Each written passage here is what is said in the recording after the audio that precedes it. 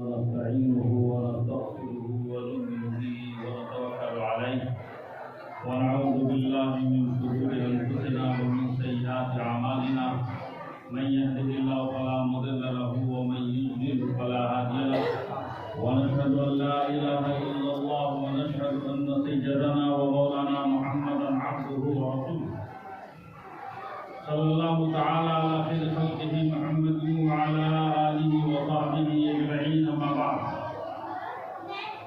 أعوذ بالله من الشيطان الرجيم بسم الله الرحمن الرحيم ادخلوا في السلم كافة صدق الله العظيم معزز سامعین گرامی قدر شخصیات عزیز دوستوں ڈائٹ پر تشریف رکھے علماء کرام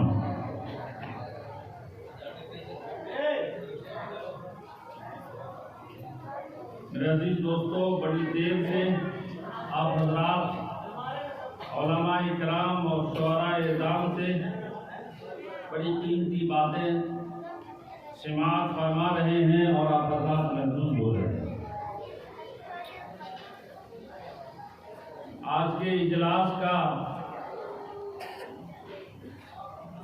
جیسا کہ ناظم جلسہ نے بتایا یہ دعائیہ مجلس بھی ہے، قرآن کی نسبت پر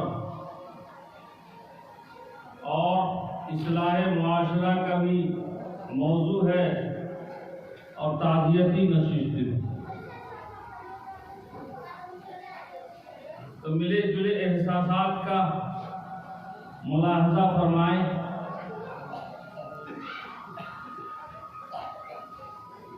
سب سے پہلا موضوع آئیے مدارس۔ یہ مدارس مفکر اسلام حضرت مولانا محمد ولی رحمانی نور اللہ مرقدہ بارہا یہ فرمایا کرتے تھے، مدرسہ چھوٹا ہو یا بڑا، مدرسہ چھوٹا ہو یا بڑا، یہ دینی قلعے ہیں، یہ دینی قلعے ہیں، یہ پاور ہاؤس ہے، اس کی بقا ضروری ہے۔ یہ مدارس قائم ہے تو یہ چاند و سورج قائم ہے، آسمان قائم ہے، یہ زمین قائم ہے، یہ پھول کی چہکاریاں، یہ اس کی رعنائیاں، یہ تمام چیزیں قائم ہیں مدرسے کی بقا سے۔ مدرسے اگر باقی ہیں تو یہ تمام چیزیں باقی ہیں، اگر مدرسے کا وجود ختم ہو جائے تو یہ چیزیں ختم ہو جائیں گی۔ ہمارے آقا نے فرمایا نا دوستو، لا تقوم الساعۃ حتی یقال فی الارض اللہ اللہ، قیامت قائم نہیں ہوگی جب تک روئے زمین پر ایک بھی اللہ اللہ کہنے والا رہے۔ اور مدرسے میں قال اللہ و قال رسول کی تعلیم دی جاتی ہے، مدرسے میں قرآن کی تعلیم دی جاتی ہے۔ تو دوستو وقت ناگزیر ہے، میں مختصراً آپ کو اشارہ کرتا جاؤں ہر موضوع کے سلسلے میں۔ ویسے بڑے بڑے علماء اکرام دائر پر تشریف رکھتے ہیں، آپ ان حضرات سے بھی محظوظ ہوں گے۔ یہ مدارس کا قائم ہونا ہماری بقا کے لیے ضروری ہے۔ مدرسہ چبوترے کی شکل میں اس کا رشتہ ملتا ہے آقا صلی اللہ علیہ وسلم کے مدرسے سے، اور جس کا رشتہ جتنا مضبوط ہوا کرتا ہے دوستو، اس کا مقام بھی بلند ہوا کرتا ہے، اس کا مقام بھی بڑا عالی ہوا کرتا ہے۔ یہ سارے مدرسوں کا رشتہ جڑتا ہے آقا صلی اللہ علیہ وسلم کے مدرسے صوفہ۔ اپنے مدارس کو زندہ رکھیے، تابندہ رکھیے، ہمارا یہ پیغام ہے۔ اس میں پڑھنے والے بچے جو حافظ قرآن ہیں، حفظ کر رہے ہیں، یہ ان کی بڑی خوش قسمتی ہے، ان کے والدین کی خوش قسمتی یہ دنیا میں بھی کامیاب، آخرت میں بھی کامیاب۔ دنیا میں کوئی ایسا عہدہ نہیں جو حافظ قرآن سے بڑھ کے ہو، حافظ قرآن سے بڑھ کے کوئی عہدہ نہیں۔ کسی بھی عہدے کے بارے میں سمجھ، سب سے بڑا عہدہ ہماری اور آپ کی نظر میں کون سا ہے؟ Prime minister. اگر اس کا انتقال ہو جائے تو اس کی قبر پہ کتبہ لکھا جائے گا، کتبہ لکھا جائے گا کیا؟ سابق پرائم منسٹر انتقال ہو جانے کے بعد اگر اس کی قبر پہ کتبہ لکھنا ہو اس کے نام کے ساتھ تو سابق اور ایکس لکھا جائے، یعنی پہلے تھے۔ اور یہ قرآن کریم کا اعزاز ہے کہ قرآن کریم جس کے سینے میں محفوظ ہو گیا وہ کبھی مرتا نہیں ہے، جیسا کہ پتہ ہے مٹی نہ کھائے گی اس کے جسم کو۔ قرآن کریم کا یہ اعزاز ہے کہ جس کے سینے میں قرآن ہو گیا، چل رہا ہے تو حافظ، بیٹھا ہوا ہے تو حافظ، لیٹ گیا تو حافظ، سویا ہوا ہے تو حافظ، مر گیا تو حافظ، سابق نہیں لگنے والا۔ معلوم یہ ہوا کہ دنیا کا بڑا سے بڑا عہدہ اس کا مقابلہ نہیں کر سکتا۔ تو دوستو، مدارس اسلامیہ کی بقا ہمارے لیے بہت ضروری ہے۔ ہمارے معاشرے کے اندر بہت زیادہ بے راہ رویاں ہیں اور معاشرے کا ہر پہلو داغدار ہے۔ ذمہ داری ہے کہ ہم ان معاشرے کے بچوں کو دینی تعلیم سے آراستہ کریں۔ اور فرمایا کرتے تھے حضرت امیر شریعت، والدین کی ذمہ داری ہے کہ جب بچہ پیدا ہونا تو اس کا اچھا نام رکھیں، اس سے پہلے اچھا نام رکھیں۔ آج ہمارے معاشرے میں اس کے اوپر توجہ دی جاتی ہے کہ نہیں دی جاتی ہے؟ اور آپ کو خوب معلوم ہے آج ہمارے یہاں آج تو کمپیوٹر کا زمانہ آ گیا، نیٹ کا زمانہ آ گیا، لوگ نیٹ سے نام تلاش کر کے دیتے ہیں اور معاشرے میں ایسا نام ملے گا دوستو، پتہ نہیں چل پائے گا کہ یہ مال کس کمپنی کا ہے، پپو ٹپو وغیرہ وغیرہ، پتہ نہیں چلے گا۔ مال دیکھا نا دوستو، لیبل لگا ہوا ہوتا ہے، made in China, made in Korea, label ہونا چاہیے نا دوستو۔ ہمارے بچے کا لیبل لگنا چاہیے نا کہ یہ بچہ مسلمان کا بچہ ہے، یہ ایمان والے کا بچہ ہے۔ ایسا نام رکھا جائے کہ پتہ چلے کہ یہ مسلمان کا بچہ ہے، یہ اس کمپنی کا مال ہے۔ اور دوسری ذمہ داری یہ ہے کہ بچے کو اچھی تعلیم و تربیت کا نظم دے۔ مدرسہ یوسفیہ میں بھیجے بچے کو پڑھنے کے لیے، جہاں بچے کو قرآن پڑھایا جاتا ہے۔ ہر فرد کی ذمہ داری ہے، ہر شخص کل میدان محشر کے اندر پریشان حال ہوگا۔ ایک سفارشی ہونا چاہیے، یہ بچے حافظ قرآن ہوں گے، یہ سفارشی ہوں گے اپنے خاندان کے 10 افراد کے لیے، اور ان کا اعزاز اللہ فرمائے گا رتل فرتقِ، پڑھتا جا چڑھتا جا، پڑھتا جا چڑھتا جا۔ یہ پڑھتا جائے گا چڑھتا جائے گا، اس کی آخری منزل وہی ہوگی جہاں پہ آیت ختم ہوگی۔ اندازہ لگائیے اس کا رتبہ کتنا اعلیٰ ہے۔ ان کے والدین کے سر پہ ایسا تاج پہنایا جائے گا جس کی روشنی سورج کی روشنی سے بھی زیادہ ہوگی۔ تو دوستو، یہ تو پہلا موضوع ہے۔ اس جلسے سے ایک اہم پیغام یہ دیا جا رہا ہے کہ اپنے بچوں کو دینی تعلیم سے آراستہ کریں تاکہ ہمارا معاشرہ دیندار ہو جائے، ہمارے معاشرے سے بے راہ روی ختم ہو جائے۔ ہمارے معاشرے کے اندر جو سنت کا جنازہ اٹھایا جا رہا ہے، آقا صلی اللہ علیہ وسلم سے رشتے کو توڑا جا رہا ہے، ہماری ہر چیز سنت کے خلاف، آقا کے اسوہ کے خلاف ہو رہی ہے، وہ چیزیں استوار ہو جائیں، صحیح ہو جائیں۔ ہمارے بچے پڑھے رہیں گے، ہمارے معاشرے کے اندر دینی تعلیم کی فضا عام ہوگی، ہمارا معاشرہ دیندار ہو جائے گا۔ قرآن کریم اللہ نے فرمایا ادخلوا فی السلم کافہ، اسلام میں مکمل طریقے سے داخل ہو جاؤ، مکمل طریقے سے، ہر زاویے سے اسلام ٹپکنا چاہیے، ہر زاویے سے اسلام ٹپکنا چاہیے، جدھر سے بھی الٹ کے پلٹ کے دیکھا جائے آدمی مسلمان نظر آئے۔ آج کا مسلمان شراب مسلمان پی رہا ہے پھر بھی مسلمان، تاڑی مسلمان پیتا ہے پھر بھی مسلمان، جوا مسلمان کھیلتا پھر بھی مسلمان، سارے کاماں مسلمان کے لیے روا، مسلمانوں نے اپنے لیے جائز کر رکھا ہے، ہر شریعت کی منہیات کو، ہر معمورات کو بالائے طاق رکھے ہوا ہے، فرامین کو بجا نہیں لاتا پھر بھی ہم مسلمان۔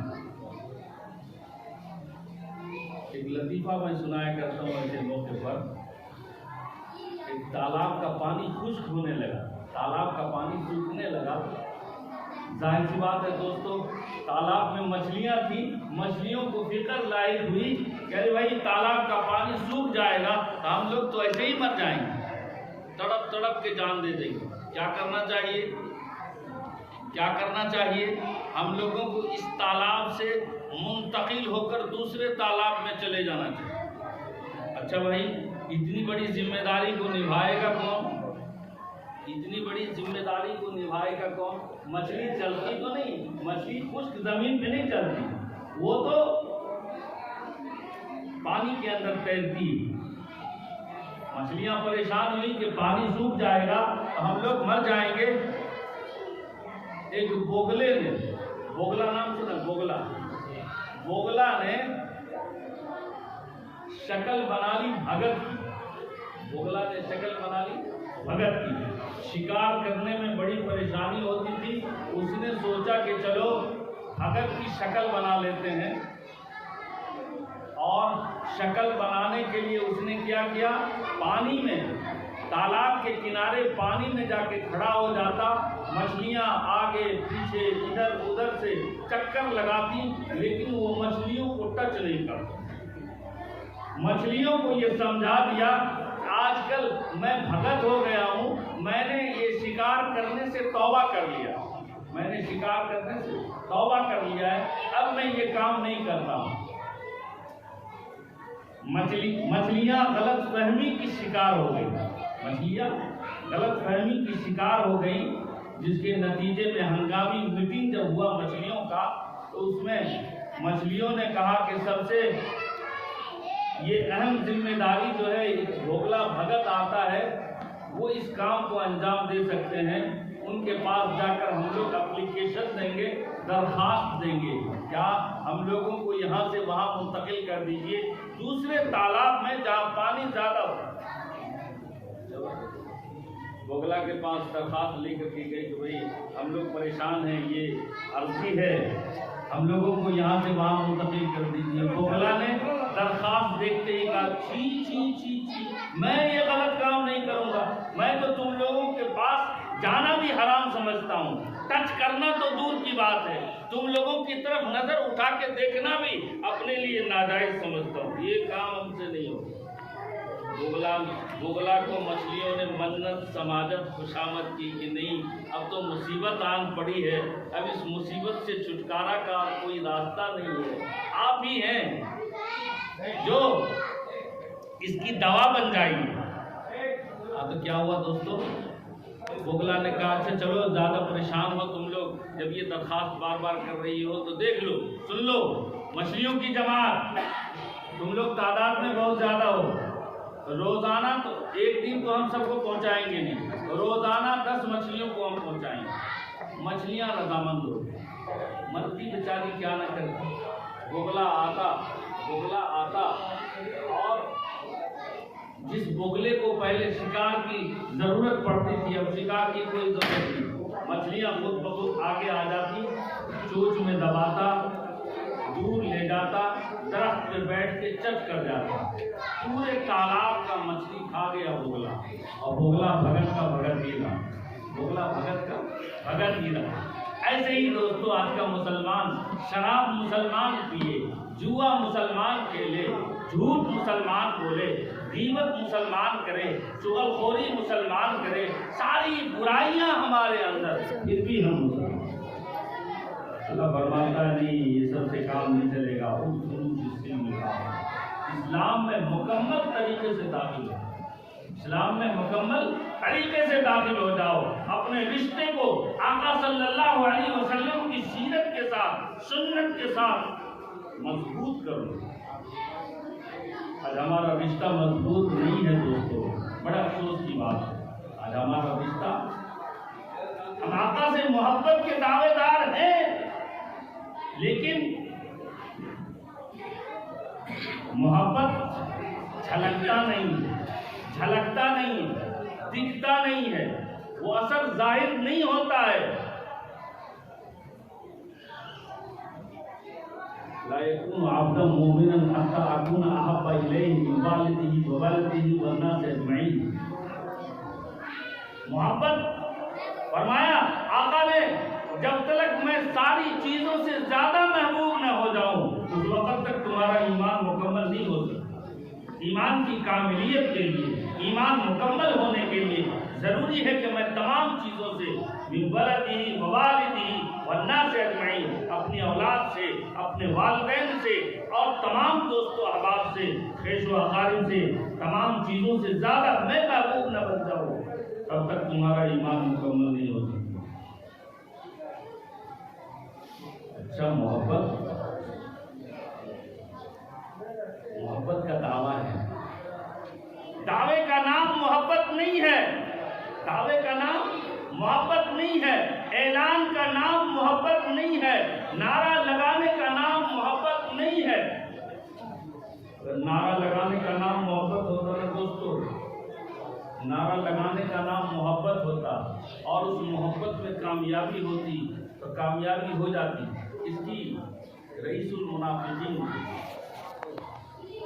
عبداللہ ابن ابی ابن ابی سلول قرآن کریم کی گواہی دے رہا ہے کہ نعرہ لگایا کرتا تھا، حضور کے آگے آگے چلا کرتا اور یہ کہا کرتا نشہد انک لرسول اللہ، نشہد انک لرسول اللہ۔ لیکن اللہ نے کامیابی نہیں عطا فرمائی۔ قرآن کریم میں اللہ نے فرمایا ان المنافقین فی الدرک الاسفل من النار، منافقین جہنم کے نچلے طبقے میں۔ کامیابی ہوتی، کامیابی مال لٹانے کا نام کامیابی نہیں ہے، مال لٹانے کا نام اگر کامیابی ہوتی، ابو لہب کو کامیابی ملتی جس نے مال لٹایا تھا آقا کی پیدائش پر، آقا کی پیدائش پر۔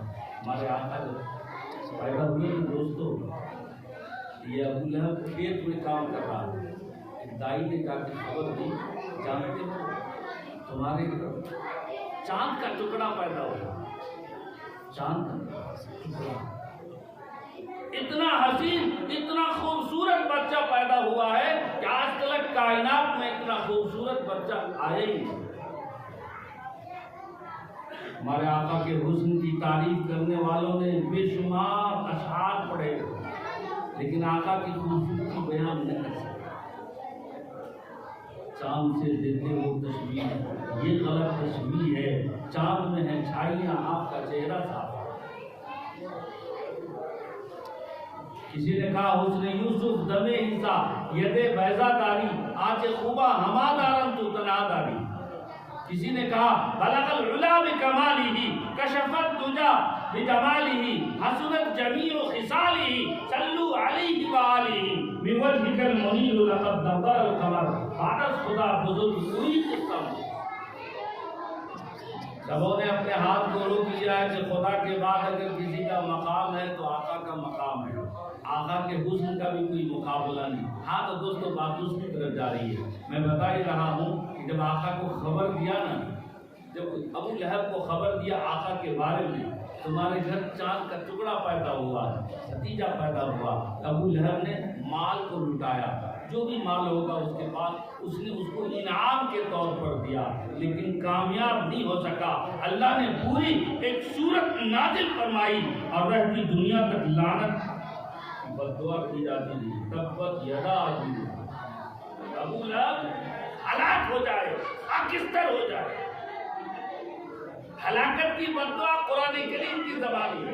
معلوم یہ ہوا نعرہ لگانے کا نام محبت نہیں ہے، مال لٹانے کا نام محبت نہیں ہے، بلکہ محبت نام ہے اطاعت و فرما برداری۔ محبت نام اطاعت و فرما برداری۔ محبت جھلکنا چاہیے، دکھنا چاہیے، نظر آنا چاہیے۔ ہر شخص کو اپنی اولاد سے محبت ہوتی ہے نا دوستو، اولاد سے محبت ہوتی ہے، لیکن کسی کو نہیں دیکھا ہوگا کہ وہ اسٹیج پر کھڑے ہو کے اعلان کرے کہ ہمیں اپنی اولاد سے بہت محبت ہے، میں اپنے بیٹے سے بہت زیادہ محبت کرتا ہوں۔ ایسا نہیں دیکھا ہوگا کہ وہ لاؤڈ اسپیکر کے ذریعے سے اپنے بیٹے سے محبت کا اظہار کرتا ہو، لوگوں کو بتاتا ہو کہ میں اس سے بہت پیار کرتا ہوں۔ ایسا نہیں سنا، نہیں دیکھا ہوگا، نہیں سنا ہوگا، لیکن اولاد سے محبت ہے کہ نہیں ہے؟ اولاد سے محبت ہے۔ کیسے پتہ چلتا ہے کہ اس کو اولاد سے محبت ہے؟ کیسے پتہ چلتا ہے کہ اس شخص کو اولاد سے محبت ہے؟ اس کی محنت بتاتی ہے۔ کیا بتاتی ہے؟ محنت بتاتی ہے۔ یہ بینک بیلنس بتاتا ہے، یہ جمع پونجی بتاتی ہے۔ اس شخص کو اپنی اولاد سے بہت محبت ہے، یہ شخص بڑی محنت کرتا ہے۔ کیوں؟ تاکہ میرے بعد میری اولاد خوش رہے، پریشان نہ ہو۔ تو دوستو، اگر آقا سے محبت ہے تو ہمیں ہماری محنت بتانی چاہیے۔ محنت کیا ہے؟ اطاعت و فرما برداری۔ اگر ہم آقا سے محبت کے دعوے دار ہیں تو ہمیں دیکھنا ہوگا کہ ہم آقا کی سیرت پہ، سنت پہ، اس شاہراہ عمل پہ ہم چلنے کی، دوڑنے کی کوشش کر رہے ہیں کہ نہیں کر رہے ہیں۔ اور یاد رکھو دوستو، آقا کی سیرت کو، سنت کو چھوڑنے کی کامیاب نہیں ہے۔ جیسا رہ جاؤ گے ساقی کوثر کو چھوڑ کر، پی جاؤ چاہے سات سمندر نچوڑ کر۔ کتنا بلند ہو گیا مٹی کا آدمی، رشتہ رسول پاک کے قدموں سے جوڑ۔ جس نے بھی رشتہ کو جوڑا، دیکھ لو دوستو، حضرات صحابہ کرام نے رشتے کو جوڑا اپنے آقا سے۔ اللہ نے قرآن کریم کے اندر رضی اللہ عنہم و رضوا عنہ کا تمغہ عطا فرمایا۔ اللہ راضی ہو گئے، اللہ خوش ہو گئے۔ تو دوستو، ہم اپنے آقا کے محبت کے دعوے دار ہیں۔ اپنی زندگی کو آقا کی اسوہ کے مطابق، آقا کی سیرت کے مطابق، سنت کے مطابق ہم گزارنے کی کوشش کریں۔ اپنے رفتار کو، گفتار کو، آقا کے چہرے کو ہم اپنی زندگی میں، اور یاد رکھیے دوستو، جس سے محبت ہوتی ہے نا دوستو، اس کی نقل و حرکت کو انسان اتارنے کی کوشش کرتا ہے، نقل و حرکت اتارنے کی کوشش کرتا ہے۔ دیکھیے، میں ایک عام فہم بات بتا رہا ہوں۔ ایک نوجوان کو کسی ہیرو سے محبت ہو جائے، ایک نوجوان کو کسی ہیرو سے محبت ہو جائے، فلمستان میں چلے گئے، فلمستان میں بڑے ہیرو اس سے محبت ہو جائے، اسی جیسا چلے گا، اسی جیسا، اس کی ادائیں اسی طرح کی ہوں گی، اس کی ادائیں اسی طرح ہوں گی، چلنا پھرنا، لباس۔ ہیرو اگر پینٹ کو کاٹتا ہے تو یہ بھی کاٹ لیتا ہے، ہیئر کٹنگ دیکھا تو بال اسی ہیرو کے طرح۔ کسی کرکٹر سے محبت ہو جائے، اسی طرح نقالی کرتا ہے، اسی طرح وہ بولنگ کرتا ہے جس طرح وہ اس کا فیوریٹ ہیرو کرتا ہے۔ معلوم یہ ہوا کہ جس شخص کو جس سے محبت ہو جاتی ہے وہ اس کی نقل اتارتا ہے۔ اور دوستو کہنے کا مطلب یہ کہ آقا سے اگر ہمیں محبت ہے ہم اس کی نقل اتاریں، اس وقت کے نمونے کو نا اس کو دیکھ کر ہمارے آقا کیسے کھاتے تھے، ہمارے آقا کیسے چلتے تھے، ہمارے آقا کی رفتار کیا ہے، گفتار کیا ہے، ہمارے آقا کا چہرہ کیسا تھا، ہمارے آقا نے کس چہرے کو پسند فرمایا ہے، ہم اس کی نقالی کریں۔ اور دوستو آج ہمارا معاشرہ آقا کی محبت سے بالکل عاری ہے۔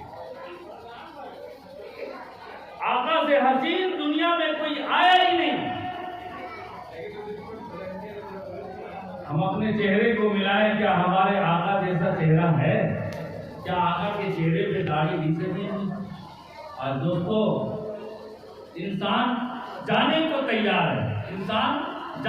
تیار ہے اور چہرہ دمدم کا ہوائی اڈا بنا رکھا ہے، چہرہ دمدم کا ہوائی اڈا بالکل چکنا۔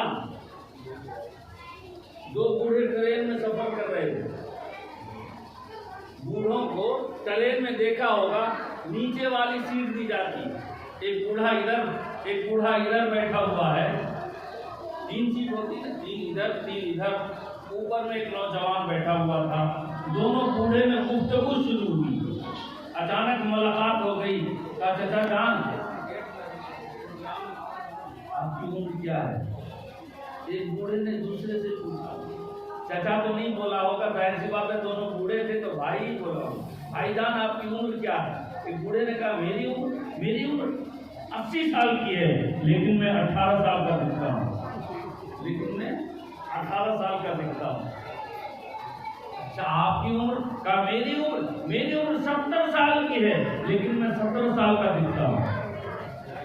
اوپر ایک نوجوان بیٹھا ہوا تھا 17-18 سال، آرام سے بیچ میں کودا، دونوں میں گفتگو ہو رہی تھی نا، بیچ میں جو کود گیا، ان دونوں بوڑھوں نے کہا کیا ہوا؟ کہا بھی پیدا ہوا۔ بات سمجھ میں نہیں آئی، ابھی پیدا ہو۔ ظاہر سی بات ہے دوستو 80 سال کا بوڑھا اگر 18 سال کے بننے کو تیار ہو جائے، 70 سال کا بوڑھا اگر 17 سال کے بننے کو تیار ہو جائے، تو ظاہر سی بات ہے 18 سال کا نوجوان تو یہ نہ سوچے گا ابھی تو میں کھڑا ہی ہوا ہوں، ابھی تو میں پیدا ہی ہوا ہوں۔ کہنے کا مطلب یہ ہے یہ بوڑھے اپنے اعمال کے اعتبار سے اپنی زندگی کو استوار کریں، یہ نوجوان یا آپ کو دیکھ کر یا آپ اس کے لیے مثال راہ بنیں، آپ کے نقش قدم پر یہ چلیں گے۔ اگر آپ اچھے ہوں گے، آپ دیندار ہوں گے، آپ اگر باشرہ ہوں گے، آپ کے چہرے پر داڑھی سجی ہوگی، یقیناً یہ نوجوان بھی کوشش کرے گا میرے دادا کے چہرے پہ داڑھی ہے، ہمارے چہرے پہ بھی ہونی چاہیے۔ تو دوستو ہمارا معاشرہ آقا صلی اللہ علیہ وسلم، ظاہر سی بات ہے دوستو آقا صلی اللہ علیہ وسلم حشر کے میدان میں ہمارے لیے سفارش کریں گے، تو سب اپنی اپنی مصیبت میں گرفتار ہوں گے میدان محشر میں۔ ایسے وقت میں اگر کسی کی سفارش قبول ہوگی تو آقا صلی اللہ علیہ وسلم، اگر آقا صلی اللہ علیہ وسلم نے ہمارے چہرے کو دیکھ کر یہ کہہ دیا کہ نہیں یہ میرا امتی نہیں ہے، 70 سال 80 سال تک اس کو میرے چہرے سے بغاوت رہی ہے، اس نے بغاوت کی ہے، میرے چہرے سے نفرت کی ہے، یہ میرا امتی نہیں ہے، میں اس کی سفارش نہیں کروں گا۔ کیا حال بنے گا اگر آقا نے نہیں کر دی؟ اس امت کے لیے آقا نے اتنی قربانیاں کی، آخری وقت تک ہمیں یاد کیا، آخری وقت تک آقا نے ہمیں یاد کیا، سدرۃ المنتہا سے اوپر قاب قوسین تشریف لے گئے، وہاں آقا نے ہمیں یاد کیا، ہر لمحہ ہر آن ہر گھڑی آقا نے اپنی امت کو یاد کیا۔ میں نہیں کہتا دوستو، حضرت عائشہ صدیقہ فرماتی ہیں میں سوئی ہوئی تھی، اچانک میری آنکھ کھلی، تاجدار مدینہ صلی اللہ علیہ وسلم کو دیکھا، سجدے میں ہیں، رو رہے ہیں، دعائیں مانگ رہے ہیں۔ سید عائشہ فرماتی ہیں اتنے روئے سرکار دو عالم صلی اللہ علیہ وسلم سانس گھٹ گئی آپ کی، آواز بالکل بند ہو گئی۔ سیدہ عائشہ صدیقہ گواہ، سیدہ فاطمہ الزہرا گواہ، نبی کی بیوی گواہ، نبی کی لفظ جگر بیٹی فاطمہ الزہرا گواہ، دونوں کے دونوں فرماتی ہیں نبی کا آخری وقت ہے، سانس گھٹ گئی، آپ کی آواز بالکل بند ہو گئی، پھر بھی لب حرکت کر رہے تھے، دونوں کے دونوں فرماتی ہیں ہم نے کان لگائے، آواز تھی رب ہب لی امتی، رب ہب لی امتی، میرے مولا میرے امت کی بخشش فرما۔ اندازہ لگاؤ دوستو، اندازہ لگاؤ، انسان جب جا کرنے کے عالم میں ہوتا ہے انسان دنیا و ما فیہا تمام چیزوں کو بھول جاتا ہے، یاد رہتی ہے کوئی چیز تو اقربا یاد رکھتے، بیٹا کو بلاؤ، بیٹی کو بلاؤ، خالہ کو بلاؤ، لیکن قربان جاؤ کالی کملی والے صلی اللہ علیہ وسلم پر، اس محسن انسانیت صلی اللہ علیہ وسلم پر جنہوں نے آخری دم تک ہمیں یاد کیا۔ اور فرمایا میدان محشر میں لوگ عاجز ہو کر، ذلیل ہو کر، دھکے کھا کر انبیاء کرام علیہ السلام کے مشورے سے میرے پاس آئیں گے اور مجھے سفارش کے لیے کہیں گے۔ یوں فرمایا، یوں نہیں فرمایا کہ اس وقت اللہ پاک سے نہیں فون کروں گا، بلکہ یوں فرمایا کہ جو ہی امت آ کر مجھے پریشان کرے گی میں سجدہ کروں گا، اور اتنا لمبا سجدہ کروں گا 1 ہفتے کے مقدار وقت لگ جائے گا۔ اللہ پاک فرمائیں گے ان کا راسکہ یا محمد، میرے محبوب سجدے سے سر اٹھا لیجئے، سل توڑ مانگیے دیا جائے گا، اور تو پیڑی کا رب کا فتردہ، آپ کو آپ کا رب خوش کر دے گا۔ صحابہ کرام نے پوچھ لیا کہ اللہ کے رسول کتنے امتی آپ کے جنت میں چلے جائیں گے، آپ کے چہرے پر بشاشت آئے گی، خوشی کے آثار نمایاں ہوں گے، قربان جاؤ کالی کملی والے صلی اللہ علیہ وسلم پر جو انہوں نے ہم سبوں پر احسان فرمایا۔ کیا فرمایا ہمارے آقا نے؟ جب تک ایک ایک کلمہ لا الہ الا اللہ محمد رسول اللہ پڑھنے والے امتی کو میں ہاتھ پکڑ کر جنت میں نہ لے جاؤں، میں محمد رسول اللہ کو چین نہیں آئے۔ اتنی محبت کرنے والے آقا اپنی امت سے، اور پھر امت کا یہ حال، امت اپنے آقا سے محبت نہیں کرتی۔ محبت کا مطلب ہے آثار چھلکنا چاہیے، دکھنا چاہیے، ہماری زندگی میں آقا کی سیرت اور سنت آنی چاہیے۔ وقت ناگزیر ہے، پرچی بھی آ گئی ہے اور لاؤڈ اسپیکر بھی خراب ہے۔ میں اپنی بات کو سمیٹ رہا ہوں، 2-4 لمحے میں، 2-3 لمحے میں اپنی بات کو ختم کر دوں گا۔ تو دوستو، یہ دنیا دارالمحن ہے، امتحان کی جگہ ہے، دارالعمل ہے، عمل کی جگہ ہے۔ موت آنی ہے دوستو ہر ایک کو۔ انسان کے لیے ضروری ہے کہ اس دنیا کے اندر جتنا زندہ رہے انسان اچھے اعمال کر لے۔ لِنَبْلُوَكُمْ أَيُّكُمْ أَحْسَنُ عَمَلًا خَلَقَ الْمَوْتَ وَالْحَيَاةَ۔ اللہ